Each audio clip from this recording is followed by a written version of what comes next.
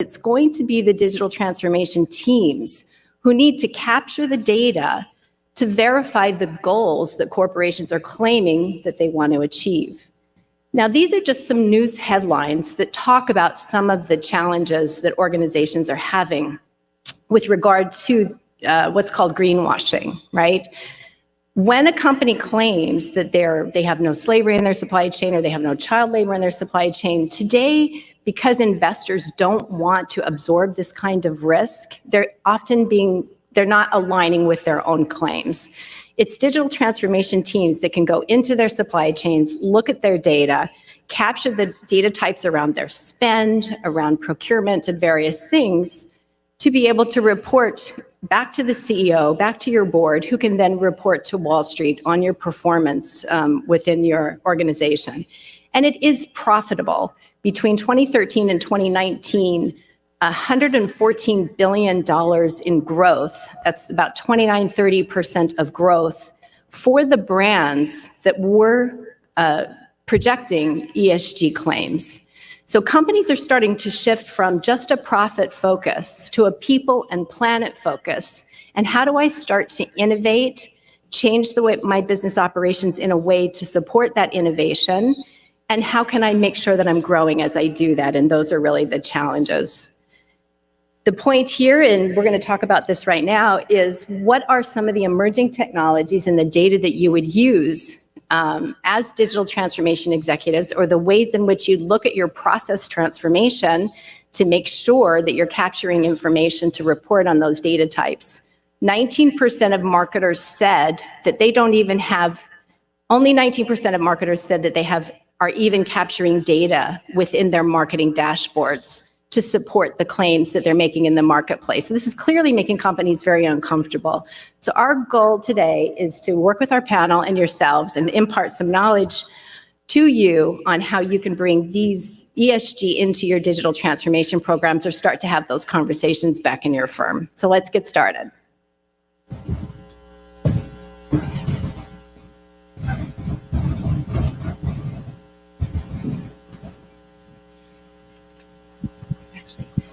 Yeah, I think a little strange. So I think what we'll do is I'm just going to ask each of our panelists to introduce themselves, speak for a moment about what they do, and their thoughts on the introduction to this session and why ESG is important to this audience. I'll start with Carsten. So my name is Carsten Primdal, and I came here from Sydney, Australia to attend this event. First time out of Australia for 2 years due to COVID. My background is in sustainable supply chain. I worked in factories in China, helping European retailers and primarily improve the working conditions in their factories. Essentially because of consumer pressures back in Europe. They want to make sure that they don't have child labor. They want to make sure that their suppliers are living up to the contracts that they have. And my job was to help those factories. Since then, I moved into more of a process and strategy role. And I took my experience and wrote this book, which there will be a book signing for afterwards as well. And essentially, the reason this issue is very important at the moment is because more and more investors are looking at this and they want to see some solid data points. The maturity of these data points are not very high, but it's a rapidly evolving field, so it's important to be on the front foot with that, to make sure that you don't implement systems that then 2 years down the track are obsolete or have to be re-engineered again. I think I'll leave it at that. Good morning, everyone. My name is Steve Tracy. I'm a professor in the Department of Supply Chain and Information Systems at Penn State University. And I'm also the executive director of the Center for Supply Chain Research. I'm a bit of a pracademic. Prior to joining Penn State, I was chief supply chain officer in the textile industry for over 20 years. So this is my retirement gig. As an academic, my research work is focused on digital enablement. So I look at how digital technologies can enable the strategies of business. And the reason why I'm here on this panel today is my friend and colleague here, Henry Ines, and I go way back. We at Penn State are one of the organizations that runs an active node on the GoChain network, GoChain Foundation network. Matter of fact, I think we're the only U.S. university that does that, which is a bit of an innovation. And so one of the areas that I work in is in blockchain and how blockchain is enabling digital transformation strategies. Thank you, Steve. Hi, everybody. My name is Henry Ines. I am the CEO and founder of Chainparency, which is a blockchain technology company. I also serve on the steering committee for the GoChain Foundation. As Steve described, the GoChain Foundation is developer of a blockchain technology protocol. It's an enterprise-grade protocol, highly scalable, and it was developed to drive enterprise mainstream adoption of blockchain technology. So in terms of my background, most of my years of experience, I'm starting out from management consulting, corporate finance, to the venture world. It has really been centered around exploring innovation and technology to tackle some of the biggest problems that we have out there. And obviously, everybody in the audience, and we're all experiencing today at an enterprise level, is if there's going to be, $150 trillion of spending over the next 3 decades to tackle climate transition, energy transition. So these are huge problems. And so obviously, from our perspective, we believe technology is going to play a big role to help support this transition. And so I'm keen to be up here to share the stage with everybody to help talk about it.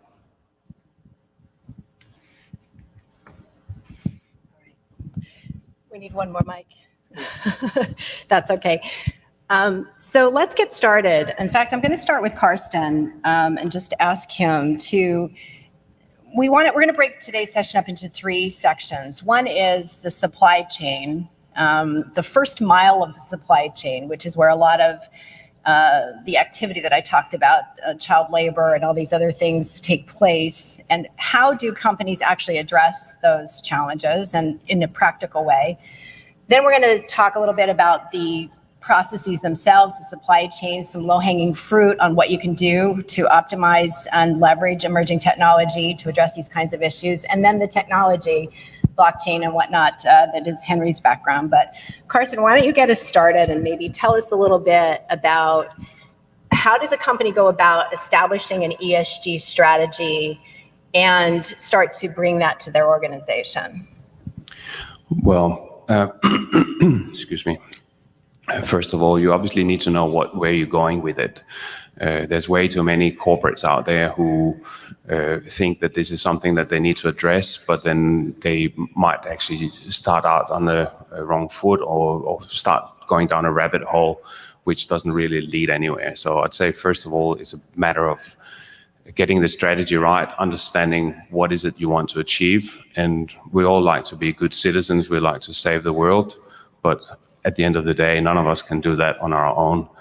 So it's about finding the right levers in the right areas of working. So focus is probably the key thing first. And then once you have that understanding, you need to start evaluating what is the risk that you're facing and how do you want to measure that? How do you want to address those risks? At the moment, there's a lot of corporates out there, especially in Australia, where I'm from, who are reporting on modern slavery legislation. It's a big topic because it's a compliance issue, and they're essentially just working on identifying the risk. But when it then comes to addressing that risk, there's not really a lot of steps afterwards, and there's not a lot of measures out there. So how do you integrate that? So I say that's a key thing. And then once you have that understanding, you can start addressing the risk. And for each business, that's going to be different because supply chains are different and the systems that you have are different. But it's a matter of being able to measure it. What gets measured gets managed, and you need systems for that. So Henry, maybe, I don't know if you could talk to maybe a couple examples of clients that you've been working with and how they set their ESG targets and the work that you're doing with them. Sure. And I want to build off just one more comment, just what Carsten was saying too. So I think as enterprises start to establish their goals, having that core strategy is critical, understanding what you're measuring. But another key part, and what we've been experiencing a lot, just with some of our customers and stakeholders, is how do you include everyone in that value chain as part of your strategy? Because the reality is most companies aren't 100% vertically integrated. And so if you really want transparency, you have to figure out a way to have all stakeholders to participate in digital traceability. And it's really difficult. So, I mean, from what we've experiencing is that probably companies will own just 1 or 2 nodes of that supply chain, which is a good start to bring transparency to the supply chain. And then you start to work with the other stakeholders to discuss incentives and reasons why they should participate in digital traceability. I think we're talking about human trafficking. Right now, there's obviously a huge momentum for ESG and sustainability. Consumers are demanding transparency in supply chains, but compliance in and of itself is going to require and compel enterprises to do this. So there's a lot of reasons why people should go ahead and start pursuing granular traceability to ensure transparent supply chains. On our end, I would say, let's just look back in the past 12 months. Obviously, there's been a lot, and Steve can touch on this, there's been so much, we're all experiencing this, right? The tremendous disruption that's come from supply chains. But we've seen it across all sectors. Certainly from the agriculture commodity side, there's been a lot of movement to get transparency from proteins and fruit and produce. They say, so-called from catch to plate. There's been a lot of movement around that in large part because consumers want that and they are rewarding brands accordingly. We are also seeing it around, say, for example, timber products. Where are they coming from? Are they being sustainably sourced? Were you seeing it in the mining sector as well? So a lot of these, I would say, industries that historically have had some dark corners are trying to really harness innovation now to try to bring light into some of these corners, and for different reasons, different incentives. But all of that, I think technology is at a point now where it can be harnessed to start to tackle some of these problems. Brilliant. Thank you, Henry. Carsten, maybe you could speak for a few minutes on how do companies and why is it important for companies to look deeper into their supply chain tiers to discover human rights abuses? Why should they do this and how do they practically go about doing it? And why does it matter to a digital transformation team? Well, it's obviously important to make sure that that things are being done correctly when you're sourcing a product, say in China or Vietnam or elsewhere. But for that matter, the same applies when you're sourcing something closer to home. There might actually be other issues closer to home as well. But it's important to go there and have a look, because at the end of the day, when you start establishing your risk profile, it'll be based on some sort of inherent risk factors that you can find indices, etc., that might give you an indication, but it's not really the real one. So you do need to basically validate that inherent risk is correct. And it's important because you need to be able to demonstrate that to either management or investors, fund managers, banking connections, that you have solid processes in place. Obviously, I like to say that when it comes to such things as human trafficking and modern slavery, that's about the victim, and the victim is probably the first priority. But after you've addressed the victim issues, then it's about safeguarding your business as well. So it's about creating that ongoing resilience and sustainability of being able to continue going about doing your business, and hopefully doing some good in the world as well. Brilliant. Thanks, Carsten. Steve, maybe we could take a minute and talk about the circular economy. And from your experience in supply chain and working with corporations, how can companies start to get a handle on circular economy, and what is it? Why should it matter?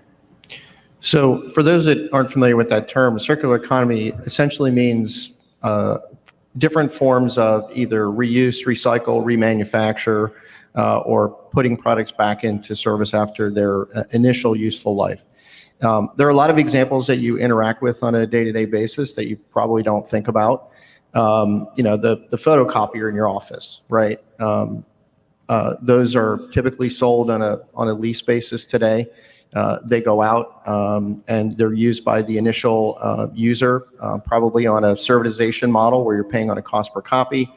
When that product comes to the end of its initial useful life, it'll go back to Xerox or Hitachi or whomever, and they will rebuild the product and put it back into service. Cisco does the same thing with their routers. They remarket those in many ways. So there's a lot of control systems around that.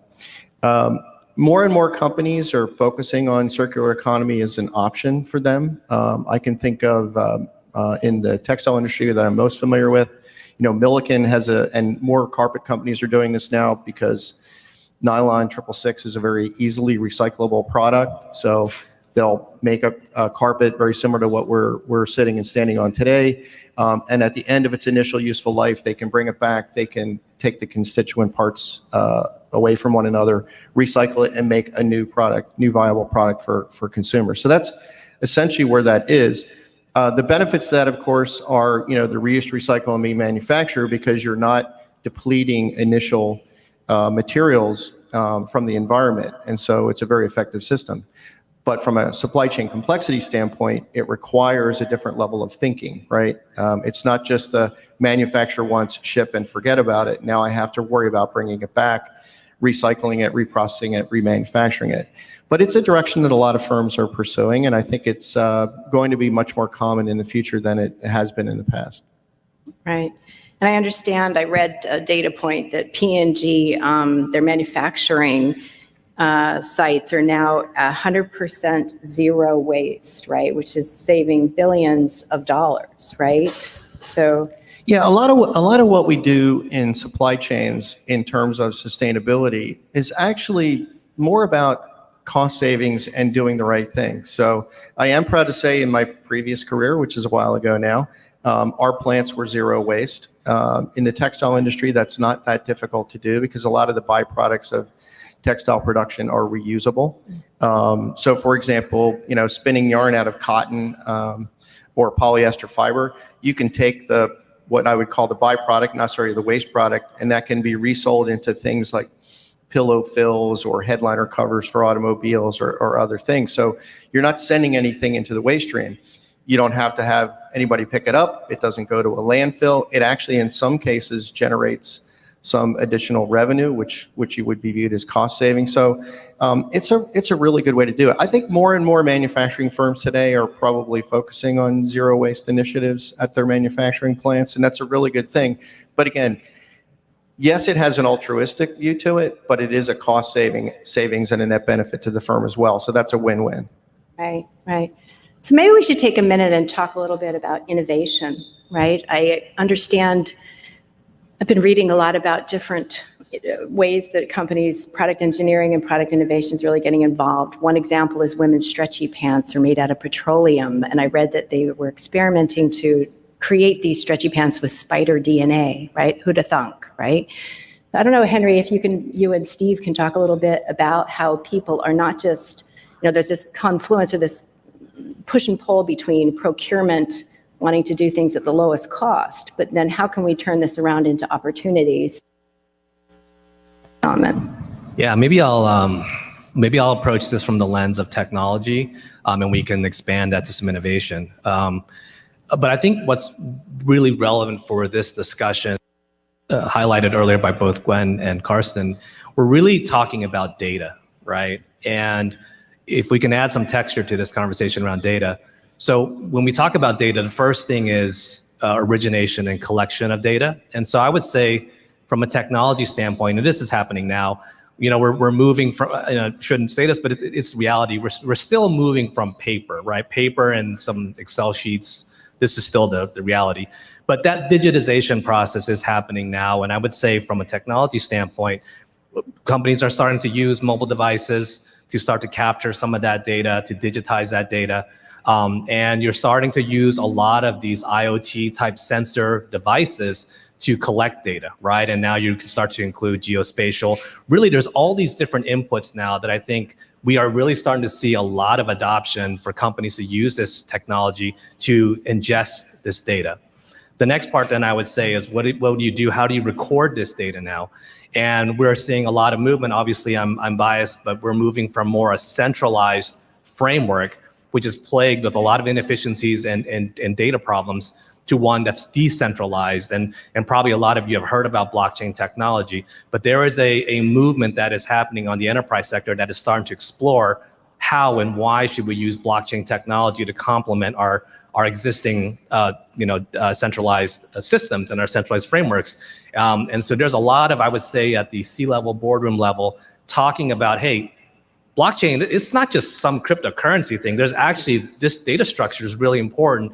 It's really, really good for data verification, data security, and to share data and preserve that data as opposed to some of the flaws with current systems. And then the last part I would just add for that is now once you have this data, how do you analyze it, and what do you do with it? Process it, and this is really artificial intelligence, machine learning. This is starting to happen in quite a significant scale, is to crunch all this data and get insights to make some actionable decisions. And then I would say one more: take this textured data thing framework we just talked about, and now let's overlay this on supply chains. So at the physical realm, that's what we're dealing with right now, right? The movement, the chain of custody of goods. And this is still so important right now. We're still trying to get this picture. But what's emerging from all this is the idea of digital twins. So let's just do chain of custody. But if you're using sensors and incorporating other technology, now you're going to get an actual digital twin of a physical goods, physical assets in another realm that can help you to process new data, transactions.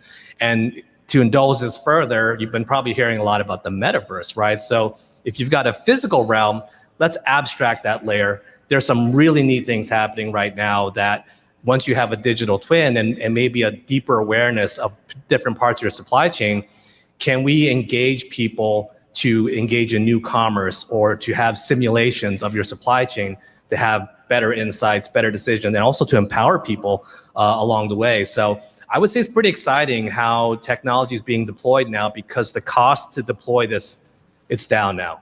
So we're at a juncture now, I think, where a lot of enterprises can say, you know what, I think we can deploy this technology for strategic purposes and still hit our ROI targets.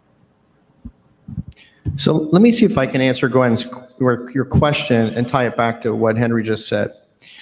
So you asked a question about procurement, and the traditional role of procurement was to negotiate on 5 things: price, quality, terms, delivery, and service, right? Those are the 5 things that a typical procurement professional, he or she, is going to negotiate on and structure their contracts around. Of course, now we're adding additional things: ESG and other terms, diversity, equity, and inclusion, all of the important factors that we need to add to that. And you also asked a question earlier about circular economy. So a circular economy doesn't work unless you design the product initially to be servitized, to be brought back in and circulated through the system. And as I mentioned before, that's a supply chain complexity issue.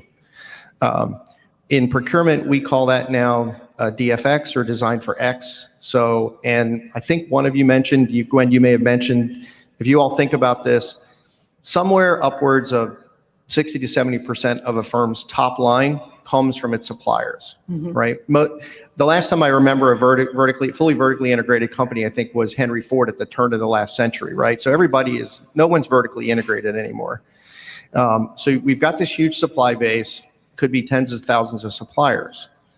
Well, if I design the product or service in a way that it can be servitized, okay, and I want to bring it back, now the bottleneck for those theory of constraints folks out there is data, right? I have to know where it is. I have to know where it is in its life cycle. I have to know all of the elements from it was originally constructed to when it comes back.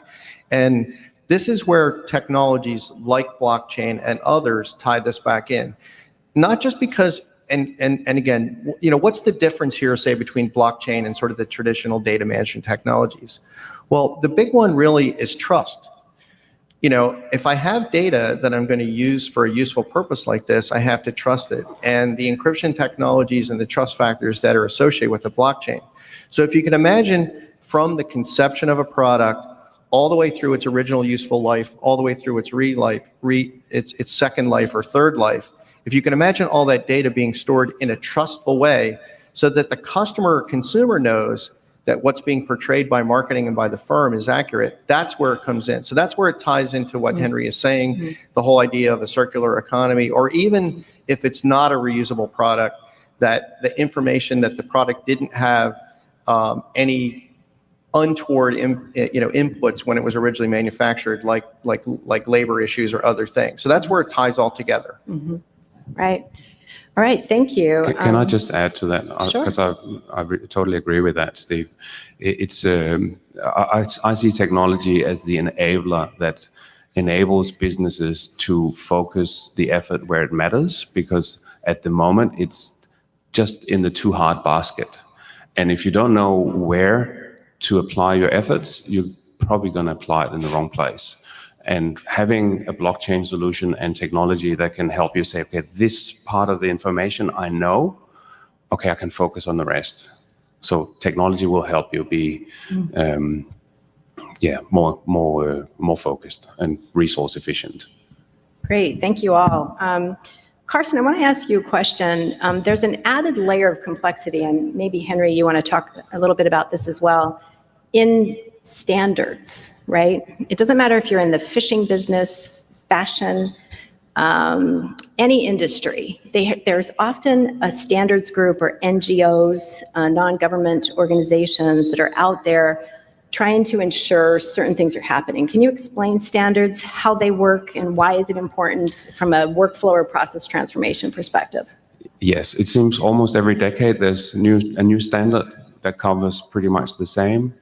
Corporates will have their own code of conduct that they will issue, and there will be SASB reporting standards, there will be the Global Reporting Initiative, there will be the ISO Sustainable Procurement Standard, and it really gets quite confusing. And then on top of it, you have all the United Nations Sustainable Development Goals, UNGCs, the United Nations Global Compact, etc. So where do we start? A lot of them are based on the same thing, and in that sense, it's about choosing the right one. Usually, there's some sort of an industry standard that can be used, but if you're working if you're working as a consultant or helping different industry verticals, then obviously you're going to be across all of those different standards. It's not that hard. The standards are there to help. They're not there to confuse, and they're usually made over the same sort of frameworks. When it becomes really hard is when you start having standards that are contradicting each other.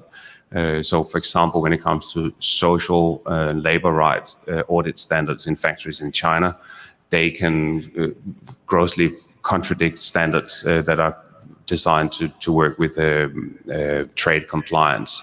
So, as an example, warehouses have to be open in China because that way the workers can escape in case of a factory fire. But if you have another standard such as the CTPAT, which is the trade protection standard here in the US, it requires all warehouses be locked up. So how do you comply with both standards at the same time? Well, the way they do it at the moment is that they have one auditor come in one day for one standard and then another auditor for the other standard the next day. That's obviously not the ideal situation, but these are just some of the examples, and there's ways to work around that. So does that answer your question? Maybe Henry have something to add? I don't know. No, I would just a few observations. I mean, that from a standards perspective, I would say that there's consolidation among standards too, because there's so many standards. To Carsten's point, where do you start? We also like to focus on the commonality. So if you just focus on chain of custody, that's something that probably cuts across all standards. And then I would also look at I come at it from the cost perspective as well, is sometimes it's really expensive for all the stakeholders to participate in these standards, right? So again, I'm always thinking about how do you include everyone to participate in, transparent supply chains. Yeah, that is a big question. Some of these standards, it's actually quite expensive for SMEs to do this. So I think there's a lot that's happening in terms of consolidation around these standards. What are some of the best practices, but then finding a way that we can include everyone in digital traceability or transparent supply chains, because if you don't do that, then it's going to be very difficult to tackle these, achieve these ESG goals. Do you want to add anything, Steve? No? Okay. So, Henry, can you give us an example of, when a client says they have organic wood, or they're in the cotton industry and they're adhering to certain standards? What's the practical way that a process transformation practitioner or digital transformation practitioner, what do they need to think about embedding those standards in the work that they're doing? Yeah, I mean, I think well, most of the cases when we deal with this, let's say the first few weeks or month that you spend with the customer that's really serious about doing this, you have to get a really accurate snapshot, almost like a balance sheet snapshot of where the current business is, what are their workflow processes, what are their systems. Once you have an understanding of that, and by the way, the goal here is not to rip out legacy systems, right? You have to figure out a solution that is complementary or overlays on the top of existing systems. But you do have to understand, like, what is the workflow and how can it be improved? And again, going back to data, let's understand how they're actually capturing data. Because when you start to dig into this exercise, you find that there's a lot of contradiction, even within companies, about what is the correct data, right? And so understanding that data hygiene, the data collection, I think that's really important. And then once you get a better understanding that, start to look at the supply chain and then see, what are new systems, applications, tools that can be deployed to help improve the process. And, if we're talking about blockchain, that may be just a way to overlay and capture certain bits of data that needs to be auditable on a blockchain. But there's a lot of other applications that can be deployed. But, that's very typical what we do. It's almost sector agnostic. It's understanding how the system, the company works at the moment, how does it interact with the supply chain and vendors, how is it capturing this data, and then when they go to report that data, are they actually able to substantiate the claims that they're making? And a lot of times if they're approaching us, it's probably because there's some issues with the data that they have, or there's some deficiencies. So I would say that's from a sort of initial troubleshooting perspective is what you would do. Then later on, figuring out what tools and technologies, that's kind of the, proposing new solutions to it. But that's what we've seen. And if there are standards or strategies that the company's trying to deploy, then also it's taking the current snapshot of that company and making sure it starts to match some of the goals that they're trying to accomplish. Can I give a sort of futuristic example of this? Of course. So all of us follow the news, and you've recently heard that the US government is not going to send a delegation from the government to the Winter Olympics in China. Why? Because they're protesting what is widely been reported as forced labor in Xinjiang province, right, against the Uyghur people. Now, I'm not making a political statement here. I'm just using this as an example. I've read articles, okay, many of you, we're all wearing textiles, right? Every one of us in this room is wearing an article of clothing. How do you and I know that the shirt, the undergarment, whatever you're wearing that's made of cotton wasn't made with forced labor? You don't, right? There's no way to tell that today. So a futuristic example could be, you take somebody like Carsten, who through his mechanisms and what he does is able to trust and verify that the cotton that is sourced from Xinjiang province, and by the way, not all of the cotton in Xinjiang, I know a lot about the textile business, not all the cotton in the Xinjiang province, which is the largest cotton producing province in China, has been harvested by forced labor, and not all the textiles in China are manufactured in Xinjiang province. They're made all over the entire country. So if you can imagine using trusted entities, verifying that the cotton that was sourced and produced from Xinjiang province, and then through its provenance through the entire system was tracked and traced with trust, with accurate information, now you've got two products on the shelf. One product you can look at because it's been stored in a blockchain from its origination, all that information, and the other product isn't. Now, that doesn't mean that the other product was sourced unsustainably, but as a consumer, as a business partner, if you know that the information that you have is trustworthy and accurate, you're going to be making better decisions. And so here's an example, again, where a technology like blockchain that can track and trace with trust is going to differentiate organizations from ones that can't. So it's not going to say, but you make your own decision as a consumer, as a business partner. But if I trust the data and I have accurate information, then I can make a decision between two supply sources. So that's a really good add-on there. Henry, there's other technology besides blockchain that's used to track and trace or to prove origin of materials. You want to talk about that? Yeah, so at the heart of any traceability, and let's just sort of break it down, right? So probably some asset needs to be tagged on some level, right? And so there needs to be an identity. Very simply, that could be a barcode, a QR code, could be a physical tag. But these products need to be tagged on some level. Then you can start to use some different levels of technology. If it's an RFID tag, for example, then you're starting to use some different sensor collection. Or it could be just quite a physical scan using a simple mobile device today to scan an item based on its whatever tagging it's used. So if you think about that chain of custody that goes throughout an entire supply chain, an example that we like to use is lobster. You could physically tag a lobster claw, and every time there's a chain of custody scanned at, one method would be then, okay, we put that on a centralized server, a centralized database. But if you put that on a blockchain, that would be very interesting because you have timestamps, geo-coordinates, that digital identity associated with that physical tag. All of that's put on a immutable, irreversible public ledger that anybody can audit, and it can never be tampered with, right? So this is the beauty from a supply chain audit perspective. Once you have an identity of a product, you create a digital identity of that, record that, they call it a digital hash on a blockchain, but then whatever metadata that you need can be stored securely, data preserved on a blockchain. So that's an example at the most basic level, but that's the idea, is to be able to record those chain of custody and key critical tracking events, key data elements, and record that properly on an immutable ledger. And so take that example and then just extrapolate that to different sectors. But that's a lot of what's happening today. It could be seafood. If you go to a grocery store, it could be the avocado or strawberry carton. If you were to scan that, you can get the provenance of where it came from, if it's a forest tract or from a farm, from a ranch. Just think about that. And that's the idea, to start to collect all that data. But again, how are you going to store that data? Example we like to give, if you use an Excel spreadsheet right now, you can edit that, manipulate that, save it on your system. And then when you want to give it to somebody, you essentially send a copy of that Excel sheet to somebody else. So you can all edit that whenever you want to. It opens itself to inefficiencies and potentially fraud. But if you put transactions on a blockchain ledger, you can no longer edit that transaction. Once it is synchronized and timestamped, it is forever preserved, cryptographically preserved on a blockchain over a distributed network.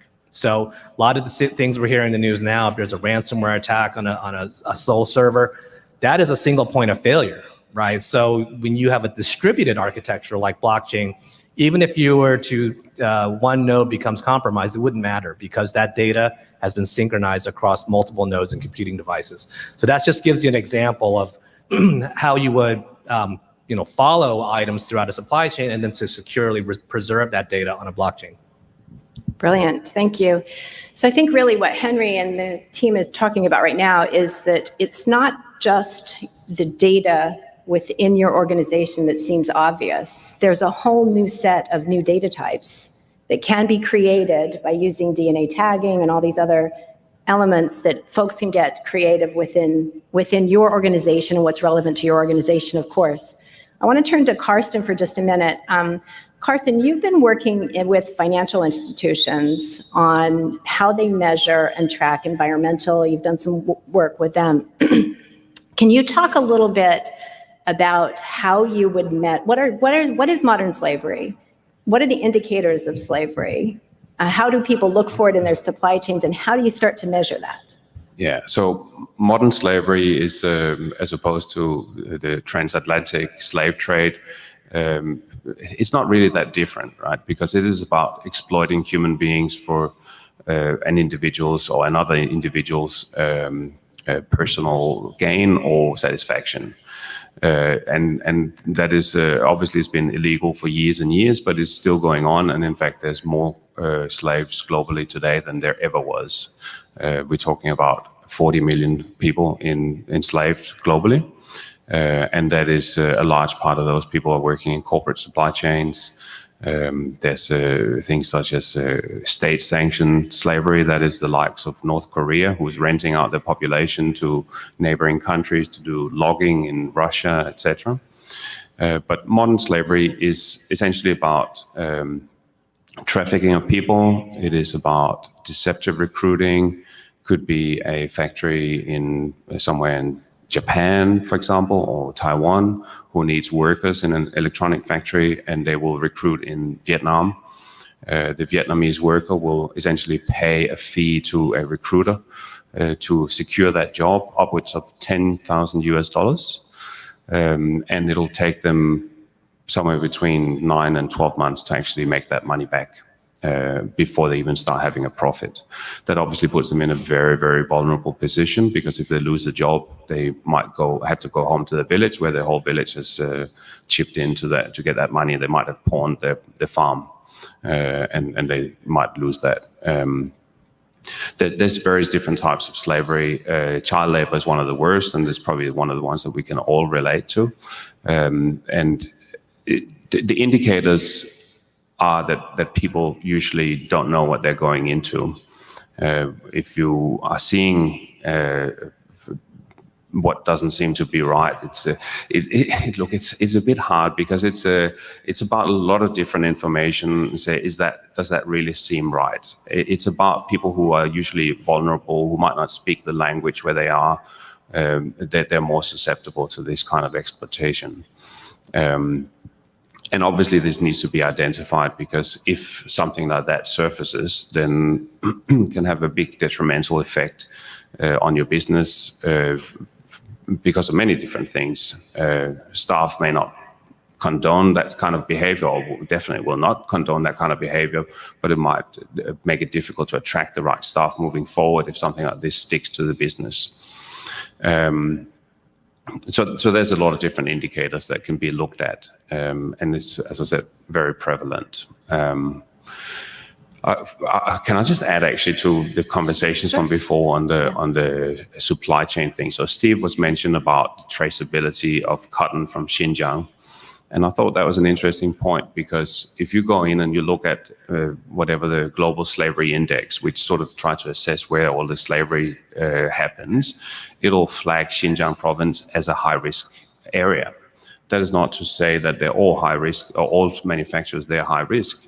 It's the inherent risk factor. So the next step is, I said, we need to know which factories are good and which ones are not, which farms are good, which ones are not. And you could use various different technology solutions like mineral fingerprinting of the product. You can essentially see whether it comes from one region or another. And that way you can eliminate that. And then once you get that into the blockchain, you're pretty safe. You can see whether when it arrives at the other end that it's safe. But I think that the key here is to get the right data. We can't rely on indices and sitting behind our desks in the US or in the Western world. But we need to go and see, we need to have some eyes and ears on the ground to actually understand what's really going on. And then we need to get that into the systems. One of the examples, I've worked with over 300 factories in China. And one of the examples was a textile factory that was, they do piece rate, so they pay per production unit. They don't pay by the time that you spend at work. And that is a non-compliant issue for most brands. And at one factory, I walked in and I see a shoe manufacturer saying they have this shoe up in their showroom and say, oh, that's a good sign. You manufacture for that shoe manufacturer. It's a US manufacturer that makes sneakers. And they say, no, we don't. I say, well, but you have the sneakers up there on the wall in your showroom. I say, yeah, well, we do, but we don't. Because we work for the factory down the road and they work with them. I say, but how do you know that? Because it's as that manufacturer, they would have in their contract something about that is not legal to subcontract, but they do it anyway. So how do you figure that out? How do you capture those instances? How do you get that data into your systems so you can flag where the risk is? So that was the point I wanted to make. Thank you, Carsten. So I just want to wrap up by asking each of our panelists to give that, if you were to encourage folks in this audience to go back to their organization and start the conversation of establishing a sustainability or ESG program, what would be the elevator pitch you'd give them, or the most important way in which they could convey that this is something they should do in their organization?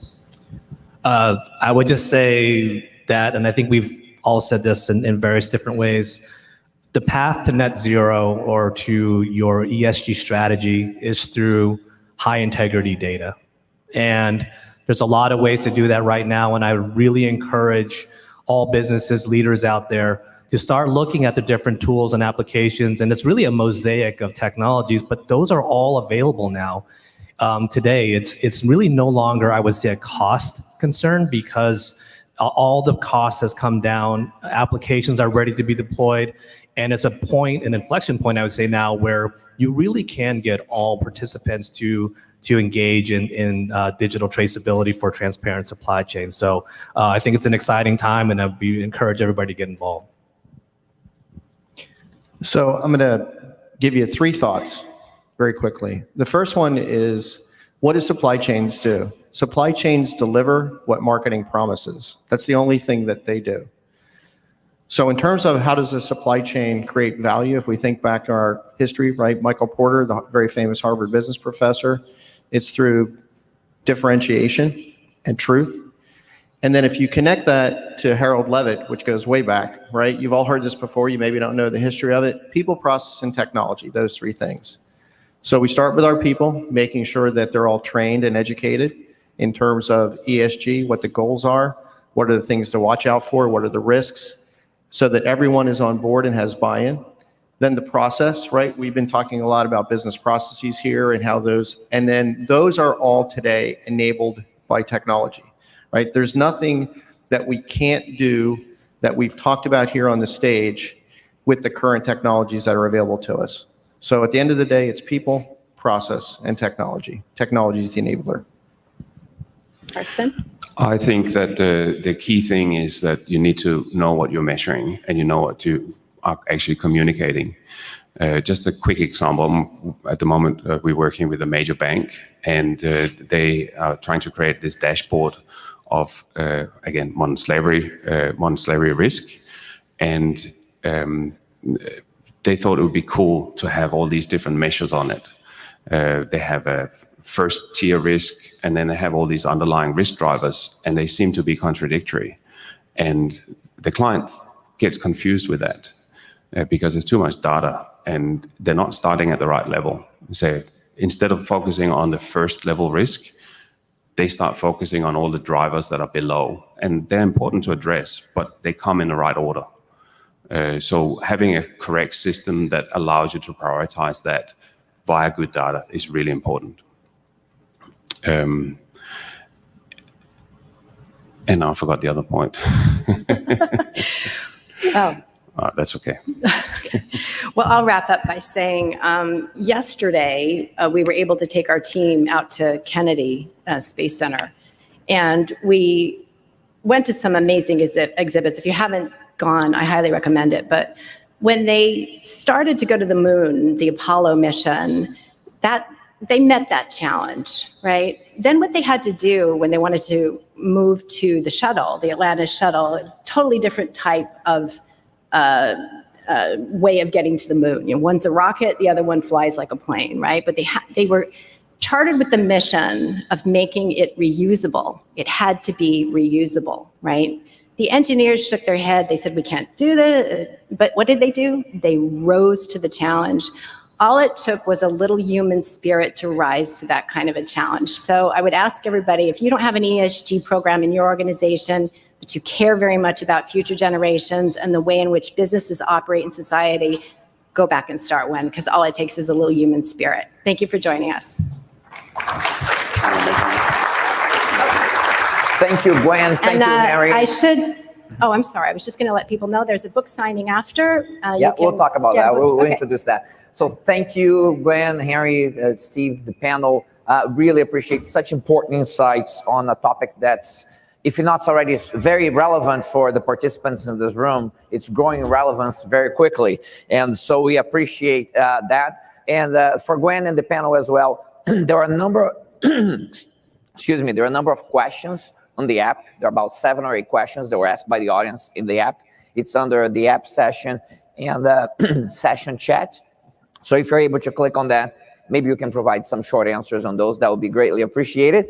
So thank you so much for that. And we're going to be taking a break now. And we have book signings happening at the same time that we have this break. So I just want to highlight the 4 that I'm aware of. There may be a few more, but this 4 have been highlighted. Adam Lawrence is the author of The Wheel of Sustainability, engaging and empowering teams to produce lasting results. Chris Hodges, who is one of our keynote speakers, is going to sign on his book on Noble Automation Now, Innovate, Motivate, and Transform with Intelligent Automation and Beyond. One of our panelists here, Carsten Primdal, is going to be there with his book on a roadmap to modern slavery compliance and a sustainable supply chain, the power to bring change, manage risk, improve ESG scores, and unlock value. So you have an opportunity to meet Carsten next door. And Howard Tiersky is going to have his book on winning digital customers, the antidote to irrelevance. Soon after that break, we're going to roll into lunch and networking. Lunch and networking will also be next door between after 12:15. So please join for lunch at that time. And then at 1:45 p.m., we're going to be back here at the main stage with Desalan Wood on a keynote on Oh My, resignations, disruption, and remote leadership. How do we deal with all that's going on right now? So I'll see you back here at 1:45 p.m. Please enjoy your book signing, the networking, and the lunch. And we'll be back here in the afternoon.